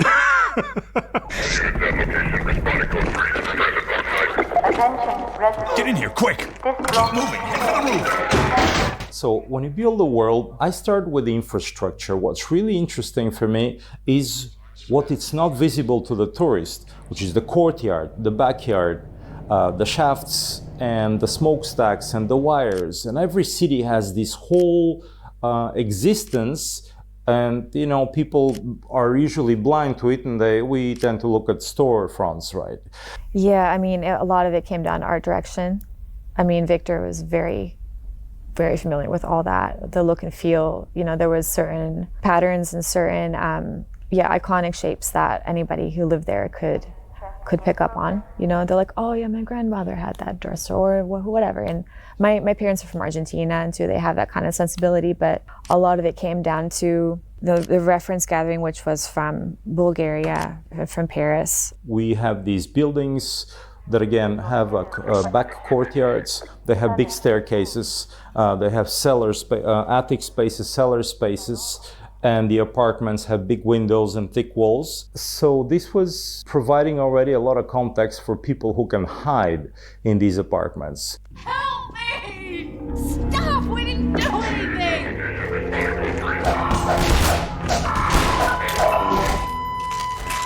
They'll be looking for you now. You'd better run. I remember that we wanted to have the player see proof that the Combine were evil people, not that they were gray in any way, that they were objectively the bad guys. And then we had it to where you go upstairs, and then we really carefully and intentionally framed the reveal of the world to where you see the Citadel front and center, and it's clearly in an alert state. The four of us, the City 17 cabal, we'd done City 17, which is a bunch of hard problems. We'd done Ravenholm, which is a different set of hard problems. We were like, I don't know, 4 months from trying to lock down the game or something. I mean, it was really late. I may have the dates wrong, but it was really late. And there was a bunch of gameplay that was in there that hadn't really received a lot of like development. We were coming from working with pretty much every tool in the game in C17 to going back to basically you have a pistol and metric ops. Not much really. So John Guthrie and I absolutely love exploding barrels, so we just used them absolutely everywhere we could. We set them up. We loved ragdoll magnets and physics. It's just one of my favorite tools. It's basically you have a point in space that when a character dies, they turn into a ragdoll, and then you have a ragdoll magnet that says, okay, if there is any ragdoll in this radius, pull towards me, and then you can give it a strength. And so if somebody dies in an especially dramatic location, you can have an especially dramatic death. And we just use that absolutely everywhere. I mean, you can use it to just pull someone directly down. So in that bridge, the train bridge, I put magnets directly beneath their feet. So it looks like they just, like the planks beneath their feet broke and they just fell directly down. I mean, they died from a broken plank, which doesn't make any sense, but they looked pretty cool. It was so orchestrated, I guess, because we didn't want it to, like, we didn't really have a lot of time to have a lot of bugs come out of it.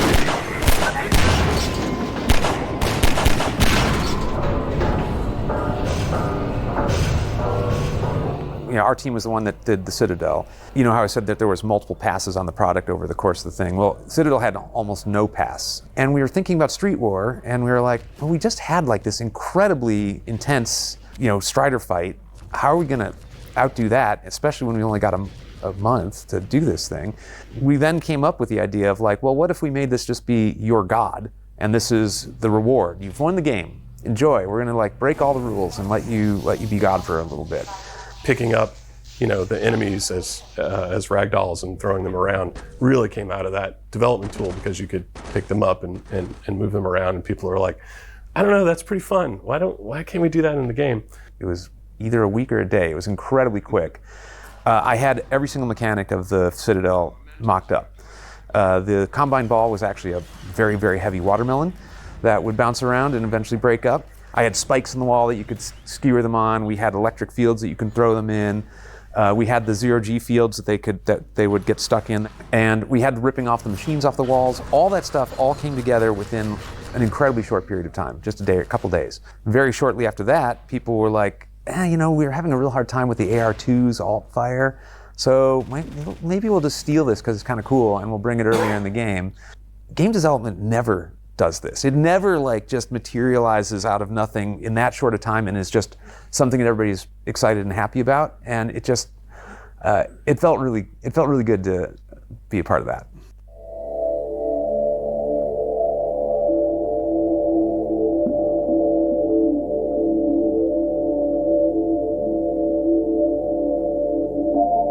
I started working on trying to find another source of funding to keep Valve going.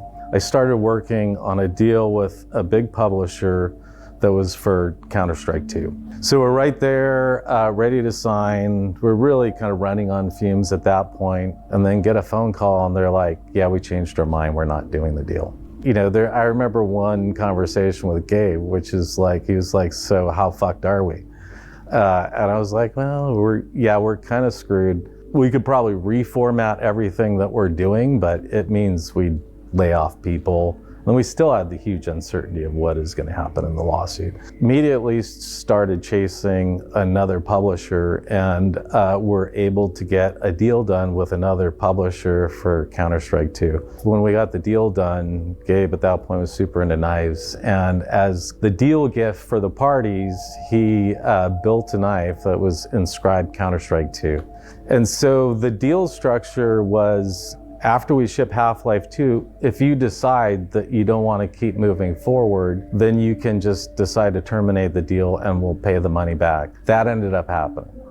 So maybe a good choice because it took us a long time to ship Counter-Strike 2. So that we got done in probably May of 2003. And then through some more depositions, Vivendi figured out that we had gotten this new infusion of capital and kind of lost their mind trying to figure out how did that happen, because it was clearly part of their strategy was, running us out of money. But what we decided was, hey, let's focus on the real nub of this and the thing that's going to lead to a resolution. Getting the judge to decide that we were right about the cybercafe business, and also to decide that we were right that if you were distributing these properties without a license, that's copyright infringement. We had asked for the information about what they were doing in Asia, including Korea, and they, I think, to try to make our lives more difficult, produced a big chunk of documents in Korean, that were in Korean. I mean, everything from email to contracts to you name it. And one of the things they were doing is just dumping huge amounts of discovery on it to force us to go and just have somebody go and look through it. It's like, oh, look, they ordered sandwiches again, right? It has nothing to do with the lawsuit. It's just an attempt to overwhelm us with tens of millions of pages of documents on the assumption that there's nothing in it that will be particularly problematic for their case. That will eventually just we'll either spend a bunch of money, which plays into their hands, or we'll just eventually give up because it's finding a needle in the haystack. And then we found the needle in the haystack, and that changed things quite dramatically. It just so happened that there was an intern, summer associate, who was a native Korean speaker. And I said, Andrew, hey, can you look at this pile here and can you just tell me what's in there? I would guess that particular intern probably went through a couple thousand documents that day, and only one was consequential. And they said, well, there's these other emails between these vice presidents where one says something like, hey, we destroyed those Valve documents like you asked. And I said, are you sure it says that? And I said, yeah, that's what it says. And so, of course, that led to a conversation between me and the lawyer for the other side about, hey, it looks like your guys are destroying evidence. What's up with that? They wrote back and said, you're out of your mind. Whoever translated doesn't know what they're talking about. And I talked to Andrew again. I said, well, it looks like we're going to have a kind of a fight about this. Are you, we're going to need an affidavit from you about your translation. Can you tell me a little bit about your Korean skills? He goes, well, I'm a native speaker. At UCLA, I majored in Korean language studies. And I said, that's good. That sounds like we're in good shape. The assistant general manager in Korea sending the letter to the general manager of Korea saying, I have destroyed those documents related to the Valve case as directed, which I think is one of Carl's happiest moments as a lawyer in his entire career. Just like stuff like this never, ever happens. I did a lot of lawsuits for a long time. I never saw anything like that. Never. Maybe there was document destruction that couldn't be proved, but that was like, we're talking about it in writing. I'd never seen that before. At that point, Judge Zilli said, all matters of fact are now, according to Valve, you don't get to contest any of those. Now we're just discussing how much you're going to have to pay and what the damages are. And Gabe was still pretty mad. He was mad. He really didn't want to settle. He was mad enough that he wanted to keep going. But I remember sitting down with Carl and having a conversation with Carl, and I was like, so Carl, what do you think? Should we settle at this point? Is the right number? And he was like, well, there's this old saying, there's a difference between being a pig and a hog.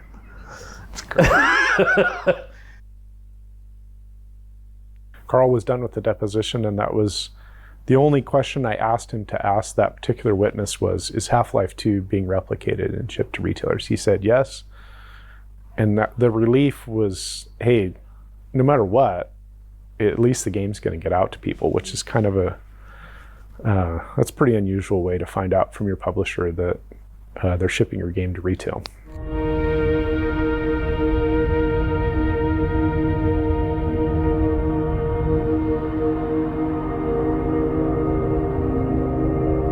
You know, I kind of been thinking about this for the last few days, and you know, what if there was one thing that I can point to that made us successful over that development period? And I think that it was really this culture that Gabe created, where we were hiring people that were senior enough to be managers, but also passionate enough to still be individual contributors. They were willing to stake their credibility and their name on these big features, and sometimes spend years working on those features. Yeah, and it was like, you know, 6-7 days a week, you know, 10 to 14 hours a day.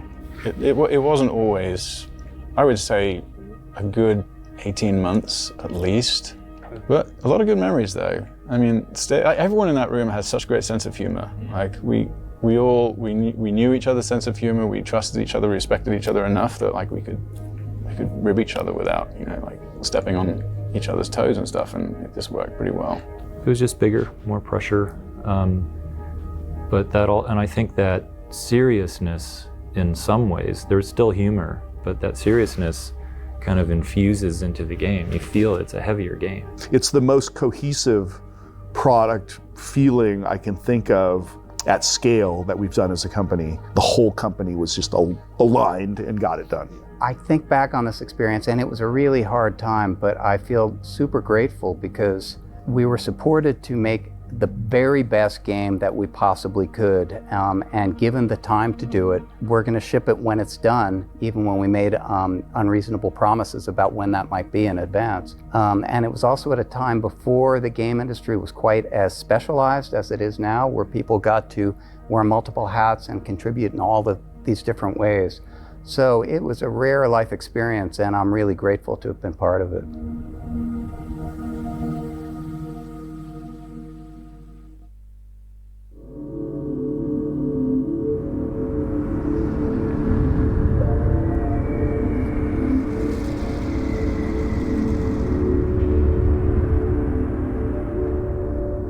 Yeah, man, part of the fallout of Half-Life 2 shipping was the realization that we can't do 6-year-long bet the whole company bets over and over again, and if we get it wrong one time, we're a big crater in the ground, as Gabe would say. And so we started to think about episodic releases. The first idea when they pitched it to us, like, we're going to do this episode of content, we'll do one every how much? 12 months?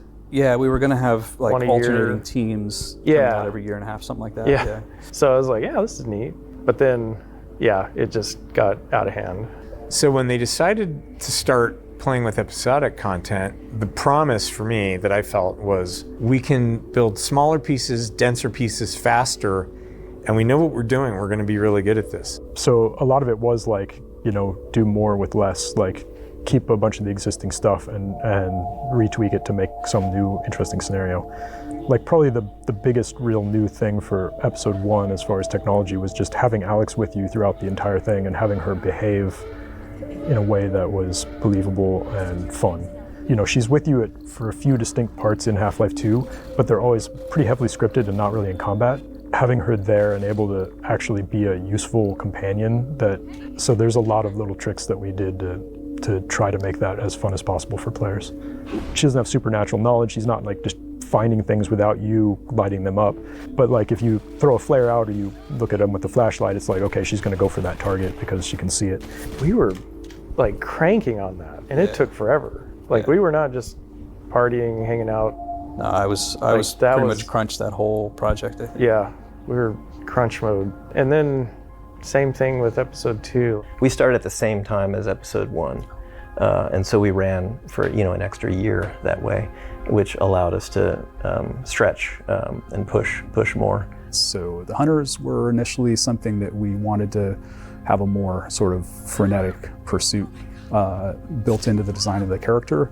So it was really focused on, at the time, creating a creature that could follow the player into more types of spaces. One of the questions was, how do we keep Alex out of your way during this really intense high action scene where the player has agency to make whatever decision they want about where they want to be inside the house and that sort of thing. And that's when we got the idea to have her sort of camp out by a window, and she would fire out the window and let you know if she saw any hunters or soldiers out that window. And if the player started to spend time at that window, she would find another one to go be at. I mean, so Dario Casali was trying to create this final fight in episode 2. The Striders always reminded me of AT-ATs in Empire Strikes Back. And of course we wanted something fresh because just rocketing a ton of Striders wasn't going to be a bit repetitive after a while. So that's when we started collaborating, talking about the Magnuson device and the hunters and how would those all come together to make this sort of an overwhelming 25-30 minute battle set piece.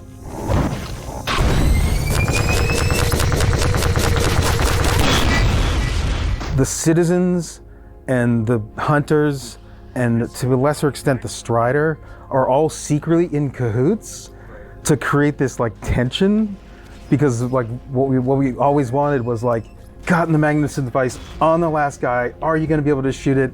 Oh my God, the rocket's going to be destroyed, and then boom, you hit it, so that when everyone comes out running, you really feel heroic. You have the car and you have a big space, and you're not guided anyway. You have to go and take care of this threat in a way that you think is best. I think it pays off. It makes the player feel like, I did this myself. I wasn't guided by a level designer at all, because we give them so many options, right? You can kill the hunters with driving the car into them. You can pick up a log and throw at them. You can pick up a Magnuson device and throw it too soon, and they'll shoot it down. You have to learn, I have to kill the hunters first. You can use rockets to kill the hunters. You have options, and you have time and you have space, but we dial the tension and the pacing up pretty slowly over time. It is pretty cool, all the kind of cinematic destruction stuff that happens in there. It was so hideously faked, because basically we would send a Strider who would do that sort of the low scuttling run, and he would just sit there and wait, just staring at this building until the player could see the Strider plus the building. It was framed up He would correctly. literally sit there forever. But we dial the tension and the pacing up pretty slowly over time. The playtests we like the most is when the Strider's, he's getting ready to shoot the rocket, and then the last Magnuson device goes off, and then he's done.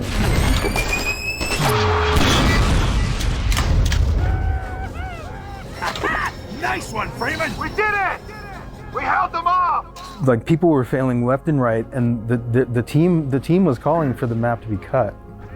Wow, I took a lot of heat for that. And both of us did. Yeah, we had to see it through. We were going to do an arc of 3, of course, because that's just how you think of stories in those terms. And then you want the high point to come at the end of the second one. And Gabe at one point saying, "Who's the important character you're going to kill?" I'm like, "Lamar is going down. This is going to be it." I want episode 2 to end with Lamar floating into space and everyone cries. And Gabe's like, "That's not good enough." No! The episodes were, a lot of that was an experiment on what's the right amount of episode. Episode 2 was longer than episode 1 and bigger, and people liked that better. But it also took longer. It took longer to make, and people didn't like it as much as they liked Half-Life or Half-Life 2 kind of scope, right? Yeah. So by saying episode, are we solving a lot of problems here, or are we just making a sideways trade-off? I think that's maybe the way I felt about it. Even into episode 3, I still don't know what that would have been if we'd built it, because it hadn't been built. That was the feeling of excitement of something I can't even imagine is going to happen as a team. I was not imposing a top-down, this is what we must do to tell our very important tale. It's more we have new features? How do we what kind of story can we do with these now? Well, I worked on episode 3, and I was working on this gun called the ice gun that basically let you create amorphous shapes out of ice. So you could raise a little ice wall in front of yourself. It would be attached to the floor, and then the Combine soldiers could shoot holes in it, and it would shatter and break like kind of like glass, I guess. So that was the primary mode of you could build ledges for yourself to get down, you know, cliff faces. It had another mode that was like a kind of like a Silver Surfer mode where you would extrude the ice in front of yourself and then run along it and use it to cross gaps, go over chasms and things like that. What else do we have? It was set in the Arctic because it was around, centered around Borealis. I remember the little blobby, squishy. Oh yeah. Brian was working on the blobs. So we had the iso surfaces that we ended up using in Portal for the paint. So we had that as an enemy. It was a blob enemy, and it could change its shape, and you could choreograph its shapes with some content tools. And then it could also split into little hoppy blobs that could, they were almost like little head crabby things, but they were little splats that would hop around. And we were doing all kinds of stuff with that. It could pass through grates. You know, you could get more gameplay out of something where you had maybe a couple of creatures with simpler behaviors. Oh yeah. And then you would spend time like combining them with other game mechanics. Story was never the boss of anything. It was always we worked on a peer-to-peer thing. We were all gonna, what can we do? What do you think would be cool? It was still a collection of like playable levels in no particular order, and a collection of story beats and story concepts. And we were still like, probably another 6 months we would have had a critical mass of like mechanics, and then start putting them in a timeline. I think probably a year and a half easily, depending on how ambitious we got. Could have been, 2.5 more years. Yeah. Probably. It's hard to be a lot less than 2 years. Yeah. I think we were 6 months in on it when we moved to Left 4 Dead. I don't know, we were moving at a pretty brisk pace too.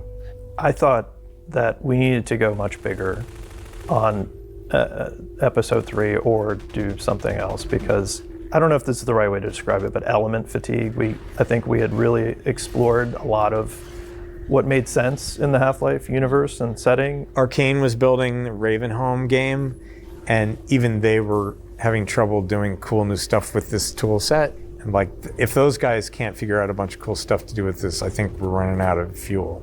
Episode 3 is coming along. It's like, well, it's the new big thing here. It's got to be bigger than all the stuff we just did. Even episode 2, and it's like, oh my god, it just becomes. Are we allowed to cry in this documentary? That's what I want to know. Left 4 Dead needed kind of an all-hands-on sort of an effort to ship, and so we put down Ep 3 to go help Left 4 Dead, and it was a really tight shipping schedule, and it required a lot of work from everybody to get out the door, and it was worth it. I mean, it was. Yeah, Left 4 Dead came out. Left 4 Dead came out great, but it took long enough. And this is the tragic and almost comical thing about it, was it took long enough that then by the time we considered going back to episode 3, the argument was made like, well, we missed it. It's too late now, and we really need to make a new engine and to continue the Half-Life series and all that. And now that just seems, in hindsight, so wrong. Yeah. We could have definitely gone back and spent 2 years to make episode 3. And you can't get lazy and say, oh, we're moving the story forward. That's copping out of your obligation to gamers, right? Yes, of course they love the story. They love many, many aspects of it. But sort of saying that your reason to do it is because people want to know what happens next. We could have shipped it. Like, it wouldn't have been that hard. The failure was, my personal failure was being stumped. Like, I couldn't figure out why doing episode 3 was pushing anything forward. But yeah, I mean, some of those people made Left 4 Dead 2 and then Portal 2. So yeah, we did other things instead. It's not like that choice would have been free. Right. In terms of the players, like, they may have gotten that and given up something else. Yeah. So it's hard to say. But a lot of us have been doing Half-Life for 8+ years. We saw a bunch of really compelling reasons to go explore more multiplayer-based projects too, because not only just what customers were doing, but internally, we found ourselves wanting to play a lot of multiplayers. It sounds silly to say it because we're a relatively big company that has a bunch of stuff, but we're not that many people. There's 300 something people here. And so we're working on a bunch of different projects, and it's like, people are passionate about Portal, people are passionate about TF, people are passionate about Left 4 Dead and Half-Life and, CS and Dota, Deadlock. I mean, there's a lot of things there. And I also work on our hardware, so I've worked on Steam Deck and the original Steam controller and a tiny bit on VR. Unfortunately, for any decision we make, somebody is going to be unhappy, but hopefully we're making a bunch of people happy with the choices we do make. If it weren't for the episodes, there'd be no such thing as Dota. And I know that sounds really weird, but it was the things that we learned in developing the episodes that led to, Team Fortress, to more rapid updates. I think everybody that worked on Half-Life misses the working on that thing, but it's also hard not to be like, man, I've seen every way that you can fight an antlion or, whatever. And so you want to get some space away from it until you can come back to it with fresh eyes. It was easy to think about VR being a vehicle for Half-Life because that was a big technological innovation and kind of a core reason for that product's existence. And I think one of the things we have internally tended to attach to the Half-Life IP is innovation. Gameplay innovation is oftentimes enabled by a technological innovation. Clearly there was a ton in Half-Life 1 and 2. And so, yeah, it's an interesting challenge moving forward to think about what that means for future Half-Life stuff, for sure. The ending of Half-Life Alyx is somewhat a self-critical realization. So that was super satisfying, and all credit to the people who are specifically involved in that decision and those sets of designs. I think that Half-Life represents a tool we have and promises made to customers to capitalize on innovation and opportunities to build game experiences that haven't been involved previously. And I think that there are no shortage of those opportunities facing us as an industry right now.